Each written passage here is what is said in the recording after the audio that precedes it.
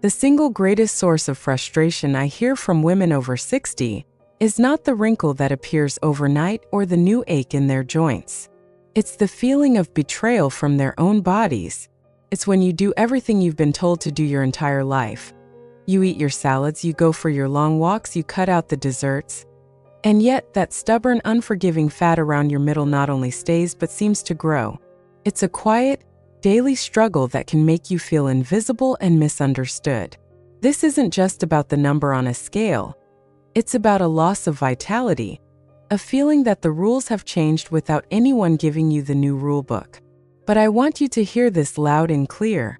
Your body has not betrayed you.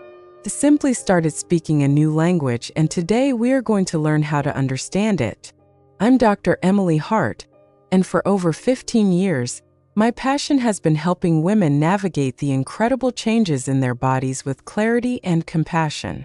If you're looking for a place where you can find medically sound advice delivered with kindness and understanding, I invite you to subscribe and become part of our growing community.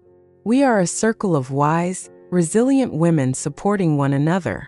And speaking of our community, I would be so honored if you'd tell me in the comments, where are you watching from today? It fills my heart to see where this beautiful community of strong women comes together from all around the world. Now let's talk about that new rulebook. For decades, we were all taught a very simple equation for weight management. Eat less, move more. And for many of us, that meant more cardio and fewer calories. But here is the truth I need you to embrace. For a woman's body after menopause, that old equation is not just outdated. It can be the very thing holding you back.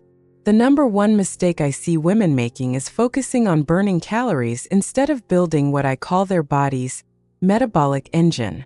Today, we're going to dismantle that old advice and replace it with 3 powerful truths that will help you work with your body, not against it. Our first truth is understanding why the old way, the cardio and calorie-cutting method, so often backfires after 60. I want you to meet a patient of mine. Let's call her Carol. Carol is 68 and she is a fighter. Every single morning, rain or shine, she walked 3 miles. She replaced her hearty sandwiches with leafy salads and swapped her evening glass of wine for herbal tea. She was doing everything right.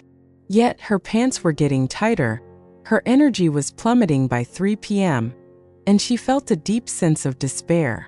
She told me with tears in her eyes, "Emily, I feel like I'm working so hard and my body is just laughing at me." Carol's story is so common because her efforts were aimed at the wrong target. Here's the simple science. After menopause, our estrogen levels decline significantly. Estrogen is a powerful hormone that, among many other things, helps us maintain muscle mass. As it drops, our bodies naturally begin to lose muscle in a process called sarcopenia. Think of your muscle as your body's metabolic furnace. It's the tissue that burns calories around the clock, even when you're sitting and reading a book. When you lose muscle, your furnace gets smaller. It burns fuel less efficiently, and your overall metabolism slows down. When Carol focused only on her long walks, a wonderful activity for heart health, but not for building muscle, and drastically cut her calories, she was inadvertently telling her body there was a famine. Her body, in its infinite wisdom to protect her, slowed her metabolism even further and held onto energy reserves, especially as visceral fat around her abdomen. She was fanning the flames of her furnace with cardio, but she wasn't adding any logs to keep the fire burning hot. The solution for Carol wasn't to work harder. It was to work smarter. We had to shift her goal from simply burning calories to rebuilding her metabolic furnace. This meant a new kind of movement and a new way of fueling her body, which brings me to our second crucial truth. This second truth is about embracing the most powerful and misunderstood nutrient for women our age: protein. So many women I speak with have a complicated relationship with protein. They associate it with bodybuilders or heavy, calorie-dense foods. They often start their day with toast or a plain bowl of oatmeal and have a light salad for lunch, saving their main protein for a small portion at dinner. This pattern, unfortunately, starves your muscles of what they need most. Let me tell you about another woman, we'll call her Susan. Susan, at 71, was worried about her bone health and her diminishing strength. She was eating very cleanly, lots of fruits, vegetables, and whole grains. But she was constantly hungry, her skin felt thin, and she confessed that she felt frail. When we looked at her diet, we found she was getting less than half the protein her body was crying out for. Here's the science behind why this matters so much. Protein is made of amino acids, which are the literal building blocks of your muscle tissue. If you don't eat enough protein throughout the day, your body simply doesn't have the materials to repair and build muscle, no matter what exercise you do. It's like asking a construction crew to build a brick house without giving them any bricks. Furthermore, protein has what's called a high thermic effect. This just means your body has to work harder and burn more calories simply to digest it compared to fats and carbohydrates. Eating adequate protein not only builds your metabolic furnace, but it also stokes the fire.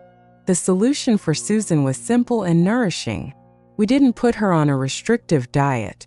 Instead, we focused on adding protein to every meal. Her breakfast became 2 eggs instead of toast. We added grilled chicken or a scoop of chickpeas to her salads.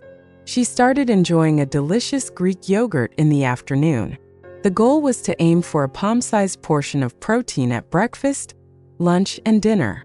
Within a month, Susan told me she felt like a different person. She wasn't hungry all the time. Her energy was stable. She said, "I feel solid. I feel strong again." That is the power of nourishing your body. It's not about taking things away. It's about giving your body the essential tools it needs to thrive. And if any of this is creating a little aha moment for you, I'd love for you to let me know with the light bulb emoji in the comments. Seeing those moments of clarity is truly the best part of my day. This brings us to our third and final truth, the one that ties everything together. We've established that we need to build our metabolic furnace, and we know we need protein as our building blocks. Now we need the construction crew to put it all together. And that crew is the right kind of movement resistance training. Now I know what you might be thinking. Dr. Hart, I have arthritis. My back isn't what it used to be. The gym is intimidating, and I don't want to lift heavy weights. I hear you. Please erase the image of a bodybuilder from your mind. For us, strength training is not about building big, bulky muscles. It is about sending a powerful signal to your body to stay strong, capable, and resilient. Let's go back to Carol. The idea of weightlifting terrified her. So we started right in her living room. We began with chair squats. Simply standing up from a sturdy chair and sitting back down slowly 10 times. We did wall push-ups, using her own body weight to strengthen her arms, shoulders, and core. We used a simple, inexpensive resistance band to add gentle tension while she did leg lifts. She did this for just 15 minutes 3 times a week. The science here is beautiful. When you challenge your muscles, even gently, you create tiny microscopic tears. This is a good thing. When your body repairs these tears, using the protein you've eaten, the muscle grows back stronger and denser. This process not only builds your calorie-burning engine, but also sends a signal to your bones to pull in more minerals, increasing their density and fighting osteoporosis. It improves your balance, which is critical for preventing falls. It makes everyday life easier, from carrying groceries to lifting a grandchild. The solution is not to force yourself into a grueling, painful routine. The solution is to find a gentle, consistent form of resistance you enjoy. It could be water aerobics, it could be a beginner's yoga class, it could be a few simple exercises with light hand weights while you watch the evening news. The key is consistency. By doing a little bit regularly, you are sending a daily message to your body. I need you. Stay with me. Be strong. You are reclaiming your physical power one small intentional movement at a time. Carol, the woman who felt betrayed by her body, now goes on her walks feeling energized and powerful. She hasn't given up the activity she loves. She has simply added the missing ingredient her body was asking for. So let's bring this all together. The mistake was never your lack of effort or discipline. The mistake was following an old map for a new territory. Your body today is not the same as it was at 35, and that is a beautiful thing. It holds more wisdom, more stories, more resilience. By shifting your focus from punishing your body with less food and more cardio to nourishing it with ample protein and strengthening it with gentle resistance, you begin to speak its new language. You begin to work in partnership with it, not in opposition to it. I want you to leave our time together today feeling hopeful and empowered. Please know that your body is and always has been on your side. It is a marvel of intelligence and adaptation. It is not failing you. It is asking for something new. You are wise. You are capable. You are so much stronger than you know. Your journey forward is not about deprivation. It is about nourishment, strength, and a deep, compassionate respect for the amazing body that has carried you this far. Before we go, I invite you to share one small kind change you might make this week in the comments below. Perhaps it's adding eggs to your breakfast or trying a few chair squats. Reading each other's intentions is such a powerful way to feel connected and to remind ourselves that we are not on this journey alone. Thank you for sharing this time with me. Until next time, be well and be wonderfully you.